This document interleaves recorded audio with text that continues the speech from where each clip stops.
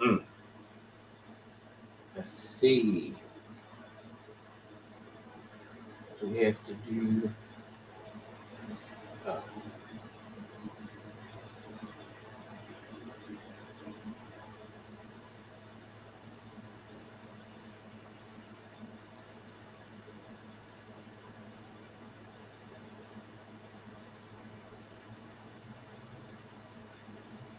mm,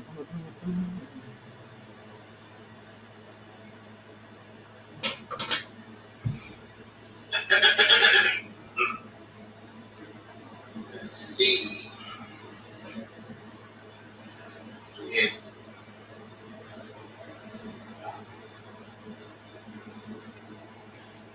okay. Peace to the family. Peace to the family. I'm here with you, brother Jabari. Let's get back to stream. Here with you so that can see the stream today. I'm just going to talk about um, just achieving sometimes, I guess, what seems to be impossible. As many of you know, that, you know, as of August the 17th of come next month, we will have been in business for 24 years here at Conscious Heads Barbershop, Natural Hair Salon. Right now, we don't have the natural hair salon part functioning as of now, but soon come, we will have that functioning. But it's just mostly barbershop now. At one point, it was pretty much only salon at one point. So things shift, things move around a little bit. Here at this location, 219 East 25th Street. Let me just make a few announcements, brothers and sisters. Tomorrow, let me see, until Friday actually, our barber and boot camp students will be cutting hair for free. If you know anybody that needs a haircut, any program that needs to bring a few people through, come on through. And that's what we do. We teach our barbers to give selfless service to the community, and we do have a few barbers that's on board. So come on in and join us with Conscious Heads Barber and Boot Camp.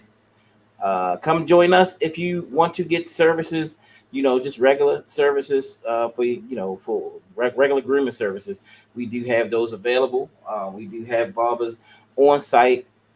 We do take walk-ins, prefer appointments. So a lot of you can go to your Booksy app and actually go to Booksy, and then you can actually book some of the barbers there, or you can actually still call Google Conscious Heads and call up and get an appointment and make an appointment.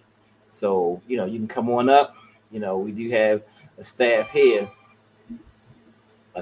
for you to be able to come to. All right. So let me see. Check the gram. Okay. All right. So family, we're talking about achieving the impossible. And let me just tell you from the start, for 24 years, it's been tough. It's been tough staying in business, in the barbershop business, and doing what you have to do in order to stay open. Many people will call me the ultimate hustler because I hustle. I've sold anything from fish dinners to incense to oils to whatever legal. I've Jabari, was selling umbrellas when it was raining outside. You know, if I needed to hack to get some money back in the day when hacking was a thing, I don't even think people really hack no more. But I would hack. I would go out and do whatever we needed to do in order to make things happen and in order to pull things off. Me and brother Sunyata, who was one of my early business partners, before we would go out to even some of the rallies and stuff, in order for us to take off on a Saturday, we would go out and buy waters, and then we would go sell the waters before we actually would participate, so that we can make sure that we just had enough money to do so. So we've done it. I mean, we've been in a situation where, you know, uh, Our doors would get ready to close quite a few times, but we persevered. We came through and we kept fighting. One of the most rememberable ones was, sorry, fam. One of the most memorable ones was the one we did in 2002, 2003. And that was with Dr. Francis Cress Wells. And man, we did that at Sojourner Douglas College. Man, you talking about the people came out. Sojourner, I think, it holds 600 people in their auditorium. And we had to turn like 100 or so people away on that day because people came out to support. And on that day, man, we raised like almost $10,000 in that one day. That was a beautiful event, and a lot of our elders are now gone to the realm of the ancestors. People that we could call on. I know me personally, calling on Baba Dick Gregory. You know what I'm saying? And some of the people who will come out instantly. I would call him, hey, Bob, I need to do something. All right, go ahead, set it up, and let's do it. And we would do that. My mom, who's gone on to the realm of the ancestors, she ain't here in that form now. So a lot of the people, a lot of the elders, a lot of the scholars who would just come and do lectures, presentations, and it was a win-win situation. But we really appreciate those people. Now we're in a time where it's a whole new world out there. If anybody's that's out there now that's lecturing, that's doing certain things, in the community, they ain't working with you. They only really doing their own thing, or they charging so much money. They're charging so much money now that the grassroots can't even afford to bring them. So unlike, when I was coming in the 90s, they would have a community liaison, I'm saying, like kind of, to help to put the whole thing together. They were hooking with the community, and the community would bring in the scholars.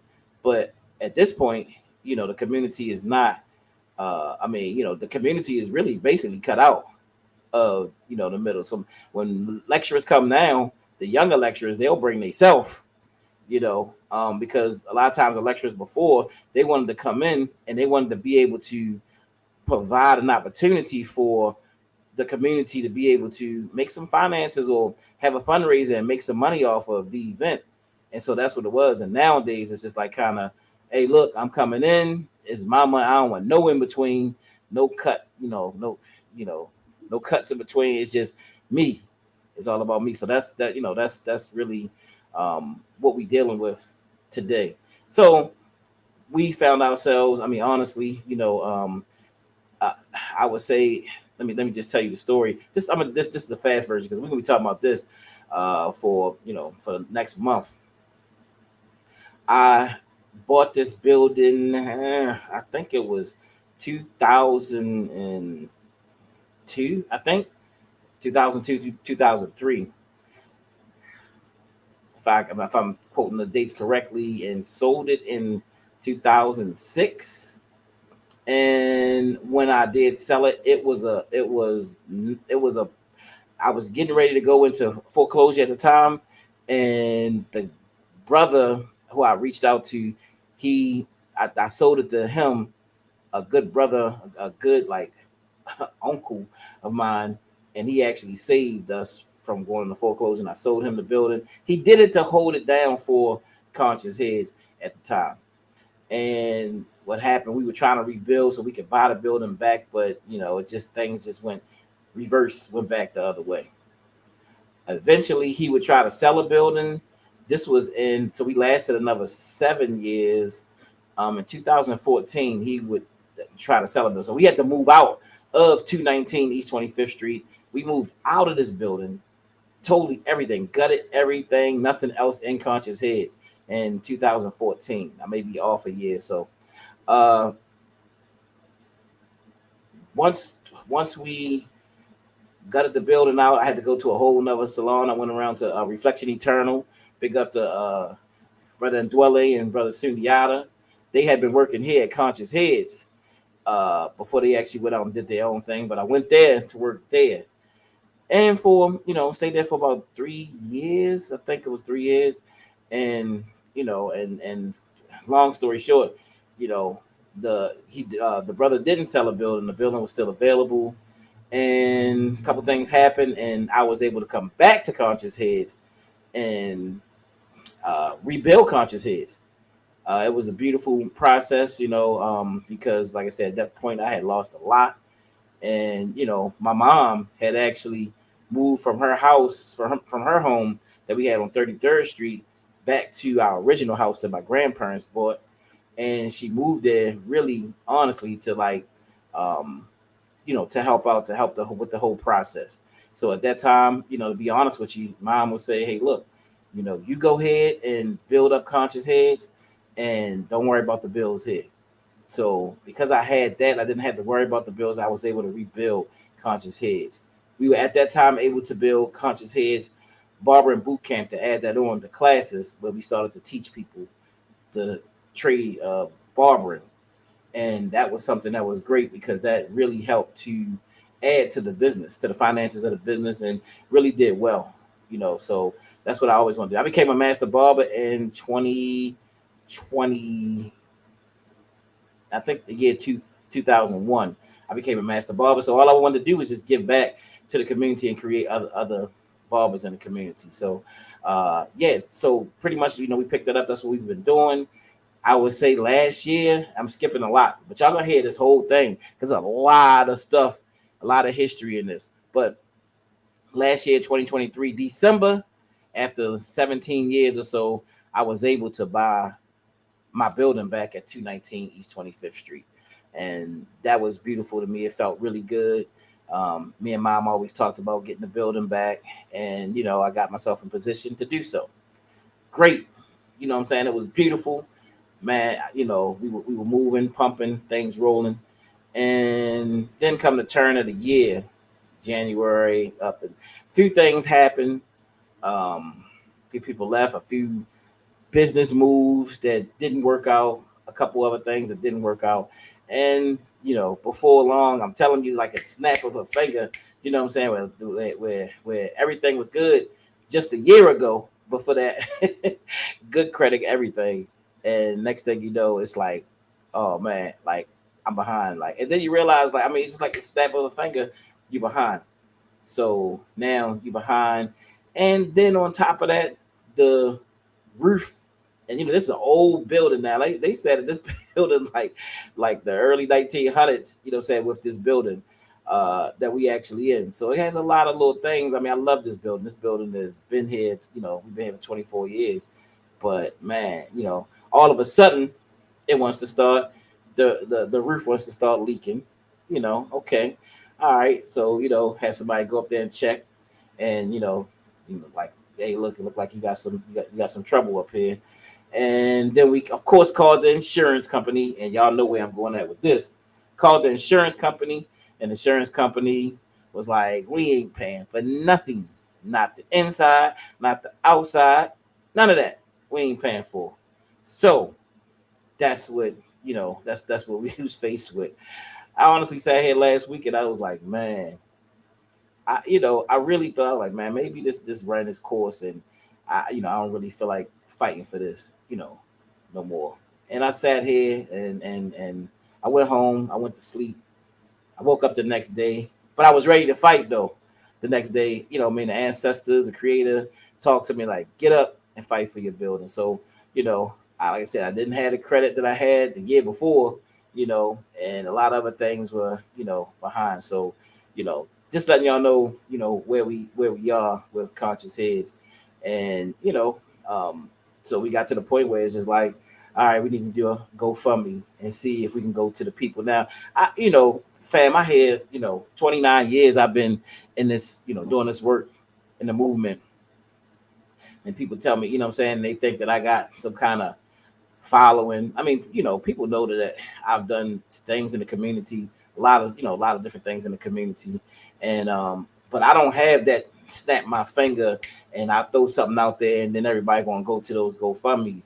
or crowdfunding like a lot of other people do. There are some people right now that can throw a GoFundMe up. It could be to to uh, to do a lecture. You know what I'm saying? To do an actual lecture and can throw a GoFundMe up and put that joint up for $40,000, $50,000, and they get it every single time. But I mean, I ain't hating that. I mean, they put in hard work for social media, and that's why they got those followers where they be able to do so. So I don't have that social media following. People tell me that people do. You know what I'm saying? They love me and they respect me. I mean, no, and that's true. But I don't have that fight where I could just boom put it out there. So I got to work hard to try to keep these doors open. I mean, what's Baltimore for real? What's Tubman City, Baltimore without conscious heads and the things that we've been doing in the community? I mean, we've done historical things. We've changed laws in this state. We changed laws so now people can actually have more apprenticeships. So that's more job development in the community. So now instead of just having one apprentice, you can have three. Um, we created that, for the community. We trained tons and tons of barbers. You know, I'm proud to say, when I say this, it sounds like I'm bragging, but I guess I am, that I have three master barbers under me. And a few of those barbers got their own shops, got their own operations that's going on. So I'm happy when I say that I have trained just regular journeyman barbers who have their license. And in the state of Maryland, so far as apprenticeships is concerned, nobody's trained more barbers than I had under apprenticeships where you would go get your license. So I'm happy when I state that stuff. And we've done a lot in this community. So, that's why we're here to let you know exactly what's going on in the community. Man, we ain't try like the work is just beginning. You know what I mean? The barber and boot camp is making noise, pretty much everywhere. And I will be honest that, mom passing away, you know what I'm saying? Like, a lot of my drive and a lot of my fight, you know what I'm saying, that I had, you know what I'm saying, for a while, you know what I mean? Like I had to get back on point, with a lot of stuff. But man, y'all ain't seen nothing. The best is yet to come. You know what I mean? With more classes, y'all see we've been putting more classes out, one-on-one classes that we actually gonna be doing with people. We got workshops that we have coming up to help out people. We have more state board classes that hopefully that we planning in the future to come up.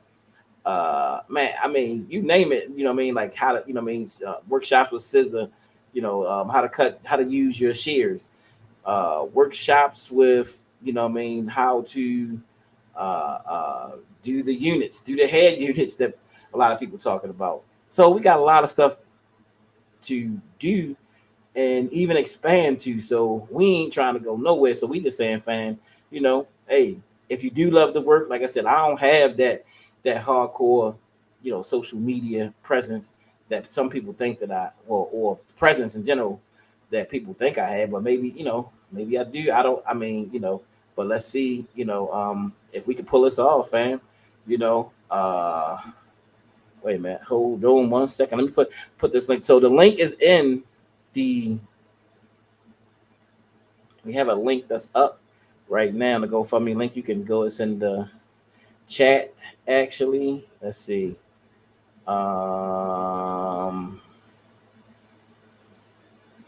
Yeah. So here's the scroll. If you want to join, if you want to support that, fam, you can. But yeah. So just letting you know where we are and what we are building, just to show you. This is so every day we posting videos, y'all. You know what I'm saying? We want y'all to share. I want this to be a movement. I mean, we have mobilized a lot of people in the Baltimore, not even just Baltimore, like all over the country. One brother told me, brother born knowledge told me in the military that when they was over in Saudi Arabia, that they would get up in the morning and they would look at Reality Speaks DVDs and they would get up, and y'all, those of y'all come to our lectures, y'all know we say how the Africans feel, and people respond, the spirit is strong, definitely strong, right? So, over in Saudi Arabia.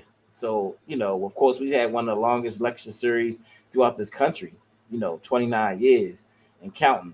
So, we just letting y'all know what's going on. So we're gonna be coming to y'all live so y'all know exactly what's going on. We still gonna come to y'all with Reality Speaks and some of the other shows that we actually have, but we wanted to let you know exactly what's going on. And like I said, achieving the impossible. Now, let me just say, like, uh, uh, uh, when we did that Francis Cress Welsing lecture in 2002, like I said, we almost raised $10,000 on that day.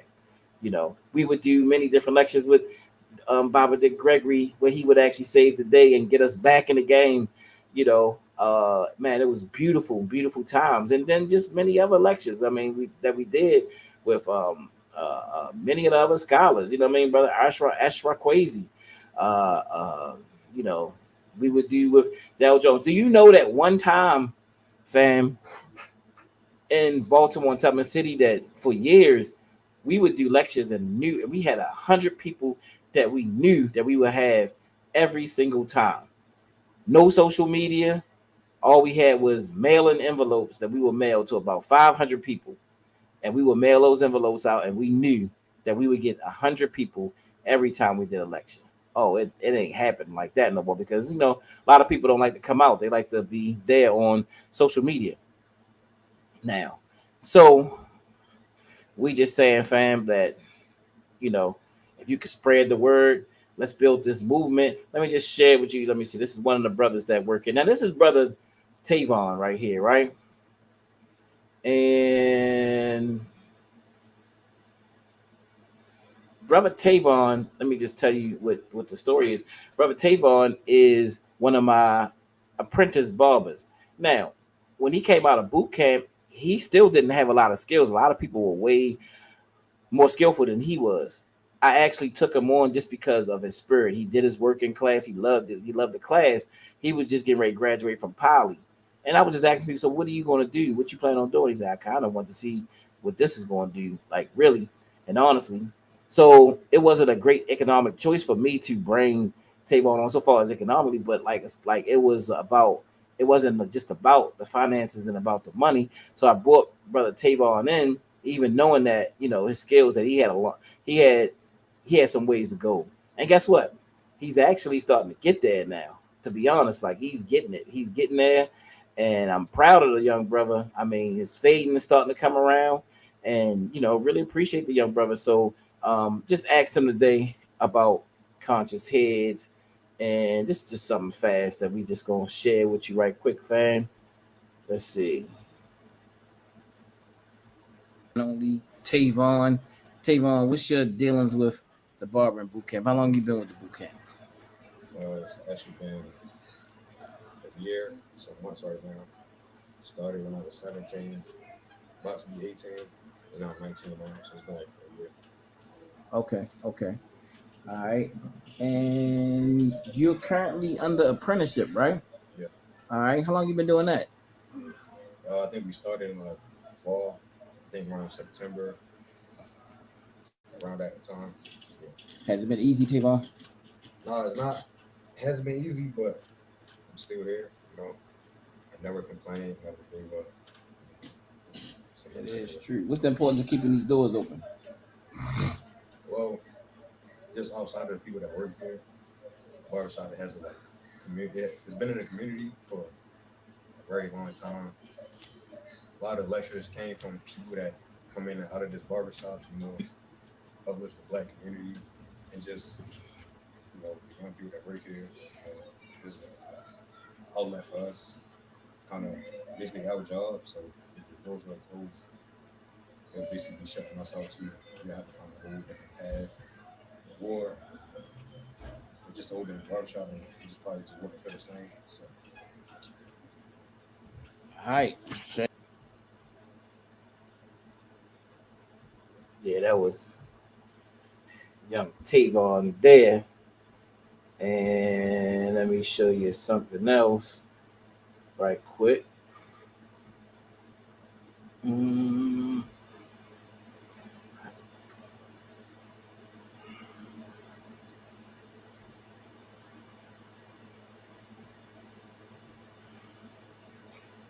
uh,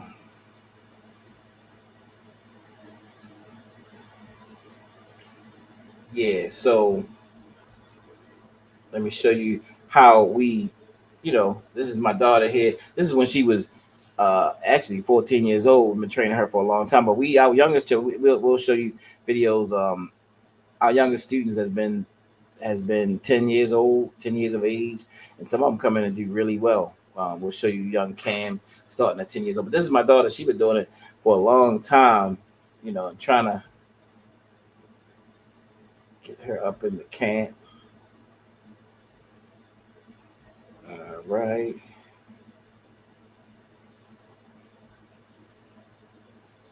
It's her cutting my hair.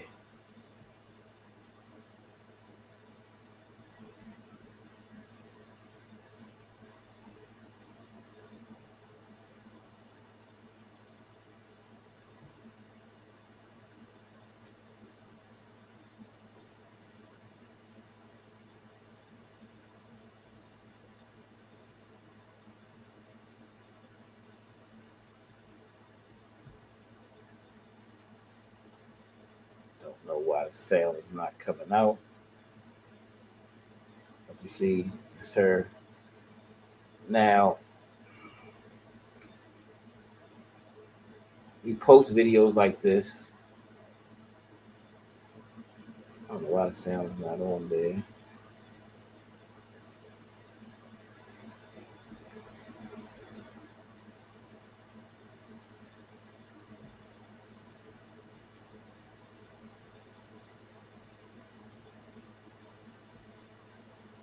Yeah, we post videos like this to let you see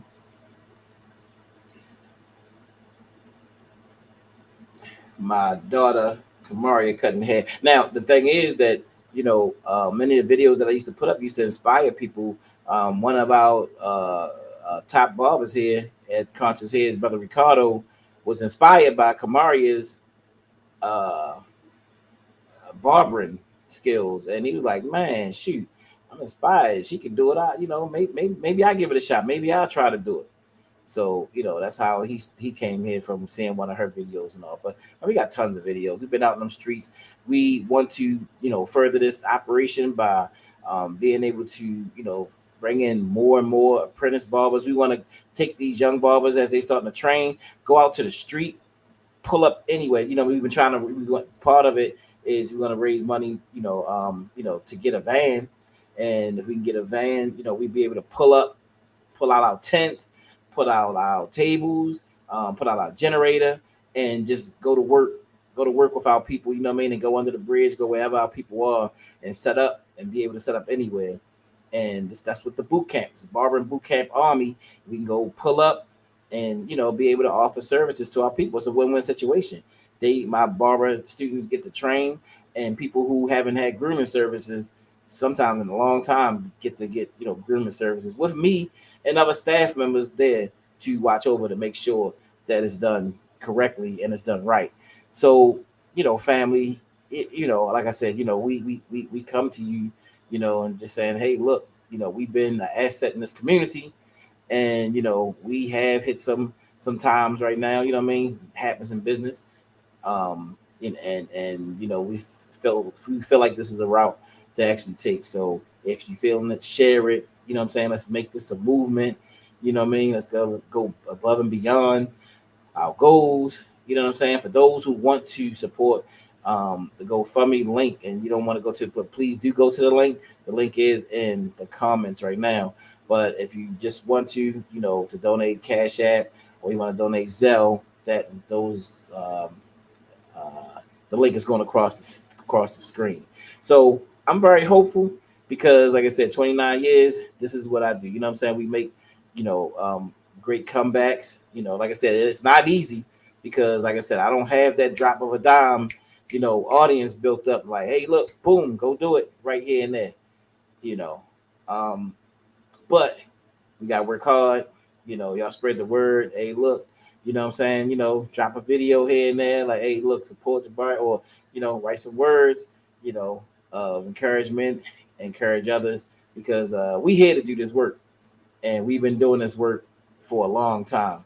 We've been training our young people, not just our young people, but our older people for a long time. And rather you talking about, our uh, our slogan is, we take care of your head inside and out, inside and out. So, you know what I'm saying? So you get that knowledge and information that you've been getting from all the lectures and the lecture series that we've had all these years.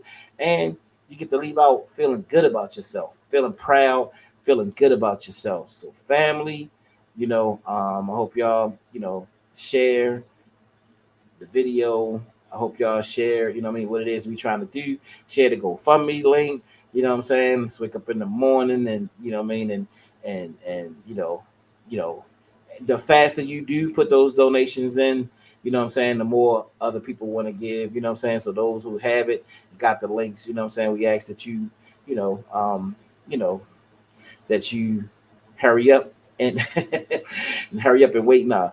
Um, you know, because we doing this and we want to end it off with a great event on August 17th, Marcus Garvey's birthday.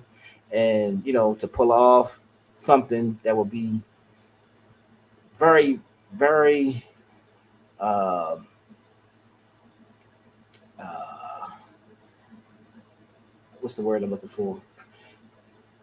It would be great, very great for us to pull this off, especially with my young soldiers. They watching because they never did this before. Just teaching them how to get into the grind of life, and so they right here grinding with me. We also did check out the Carl Nelson morning show. If you go to Carl Nelson online, I think he has an archive. We did that today at 6 a.m. this morning where we kicked it off. And family, go there, listen, share, become a part of the movement.